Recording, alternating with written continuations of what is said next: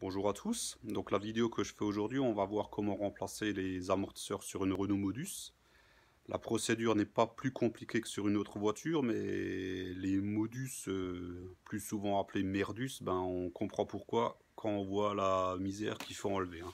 Donc il y a toute cette partie-là qu'il faut enlever avant de pouvoir accéder aux têtes d'amortisseurs qui sont cachées tout là en dessous.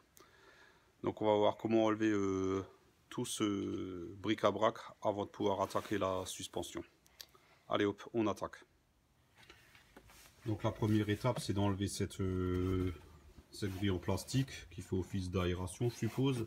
Donc elle tient avec juste 4 vis, 1, 2, 3, 4. C'est du Torx, hein. Et en haut, là on voit pas, mais je suppose qu'elle est juste clippée, hein. Donc on va enlever ces vis et puis on va voir la suite. On enlève donc la grille, il suffit juste de tirer dessus et puis comme vous voyez en haut il y a des petits clips, hein, donc c'est juste emboîté par le haut et vissé par le bas, hein. Donc on tire dessus, on la met de côté et puis on a un autre magnifique morceau de plastique qu'il va falloir enlever.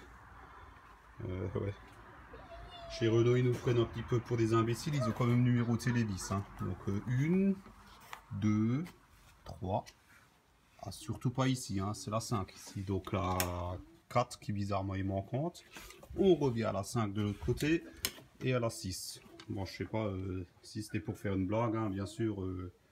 On défait ça dans n'importe quel sens, hein, c'est que des vis, hein. Donc je vais les défaire et puis on va voir ce qu'il y a en dessous. On a enlevé toutes les vis. On peut donc maintenant retirer ce morceau de plastique. Donc il suffit juste de le lever, on le pivote un petit peu. Et hop, il s'enlève tout seul. Arrivé à ce niveau-là, ben, on se rend bien compte qu'on n'a pas le choix.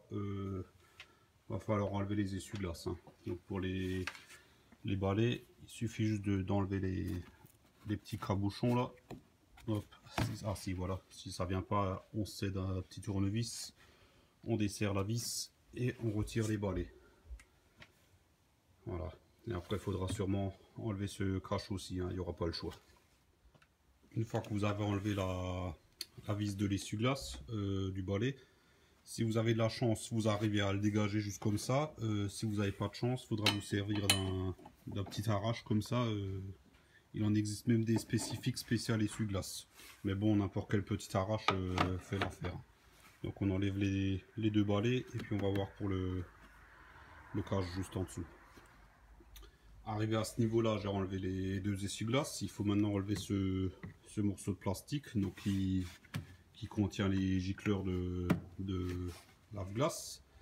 En fait, il tient juste avec deux vis. Il y en a une ici et une de l'autre côté. Par contre, il faudra défaire les prises d'air ici qui sont juste clippées. Et il faudra aussi défaire le tuyau qui sert au lave-glace. Donc ici, ils ont prévu le coup, il y a un connecteur. Donc il suffit juste de défaire ce tuyau en tirant dessus. Et puis on pourra enlever ce morceau de plastique. Pour l'enlever, il faudra lever les joints de pare-brise. Ils sont juste clippés dedans. Donc il suffit juste de tirer un petit peu fort et ça vient tout seul. On va faire ça et puis on verra par la suite. Donc on retire ce cache. Donc là, il faut lever un petit peu le joint du pare-brise. On tire vers soi. Pareil de l'autre côté. Hop, parce que en fait il y a un petit clip juste en dessous qu'il faut virer. Voilà.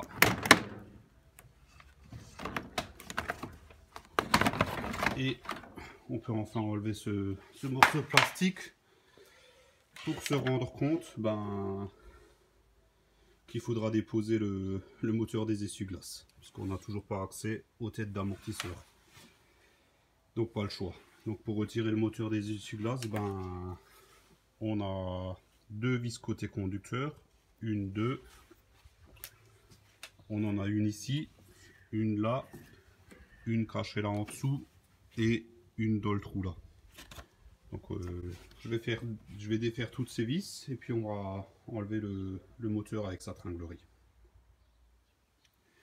Donc voilà, les vis sont enlevées, on peut maintenant dégager le moteur des essuie-glaces avec toute sa tringlerie. Il suffit juste de sortir par le côté et voilà, on pose ça sur le côté Et là maintenant on a accès enfin avec la troisième au fond, aux vis de la tête d'amortisseur. Donc on peut maintenant attaquer côté roue.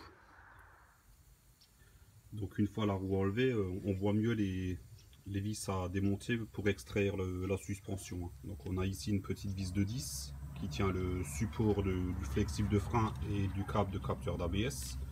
On a les deux grosses vis de fixation qui fixent l'amortisseur sur le moyeu. Et on a ici la vis de la rotule de la biellette de la barre stable.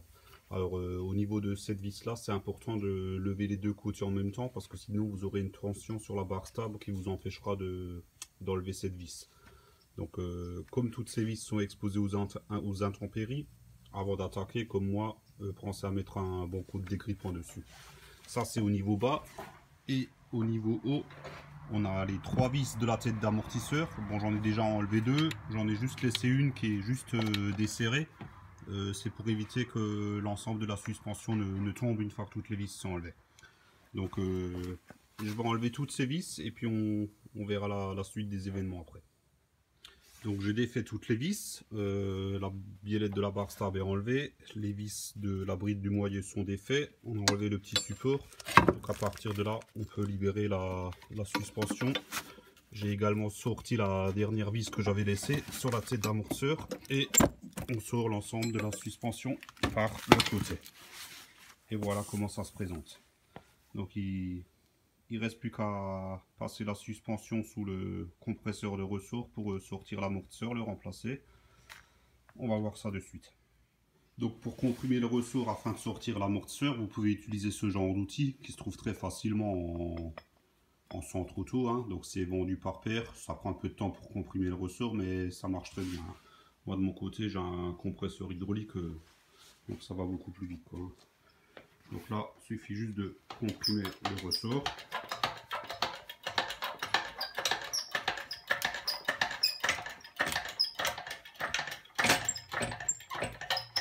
Voilà, et une fois que le ressort est comprimé, on peut défaire la vis de la coupelle d'amortisseur. Donc c'est souvent un gros boulon et il faut retenir à l'intérieur avec une clé, soit c'est du torque, soit c'est du siphon.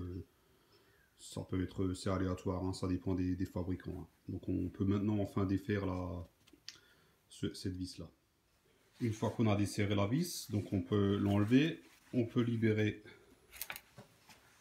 la coupelle d'amortisseur. Donc il faudra vérifier qu'elle n'a pas de jeu. C'est là du jeu, il faudra la remplacer. Et on peut enfin sortir notre amortisseur qui est crevé.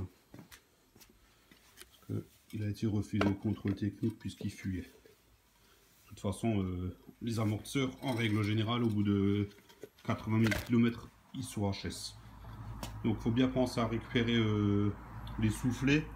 S'il y a une semelle en caoutchouc, suivant les constructeurs, des fois il y a une semelle en caoutchouc, c'est pareil, il faut penser à la récupérer et à la placer sur le nouvel amortisseur. Donc, on va mettre le nouveau en place et puis remonter tout ça. Avant de remonter, pensez bien à vérifier votre coupelle d'amortisseur.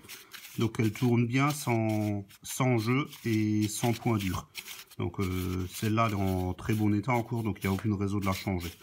C'est vrai qu'en concession, il vaut souvent vous préconiser de les remplacer sous prétexte qu'on démonte, donc autant remplacer. Moi je suis pas partisan de remplacer des pièces qui sont encore bonnes. Et comme je fais toute la main d'œuvre moi-même, si ultérieurement je dois redémonter, ça sera pas la fin du monde et ça me coûtera pas plus cher. Maintenant, si vous avez de l'argent trop, vous pouvez les remplacer, bien entendu. Donc hop, on va remonter tout ça. Donc pour le remontage, on reprend notre protection de vérin, on la remet sur le nouvel amortisseur, voilà.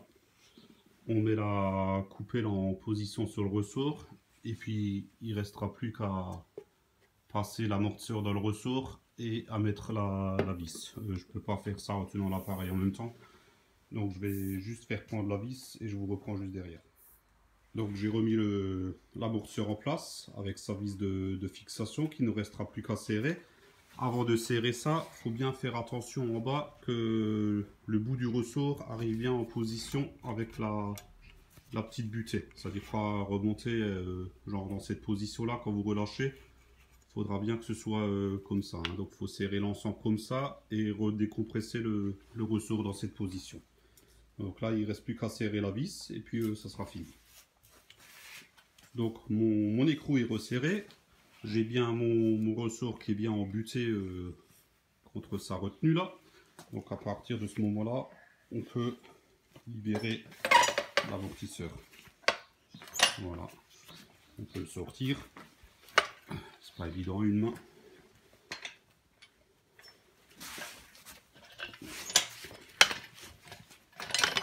Et voilà. Donc on a bien notre suspension avec son amortisseur neuf. Il ne reste plus qu'à remonter tout ça dans la voiture, dans le sens inverse qu'on a fait pour le démontage. À remonter tout le merdier qu'on a enlevé. Et puis c'est fini, vous avez deux amortisseurs neufs. Voilà. Merci d'avoir regardé cette vidéo et puis à une prochaine.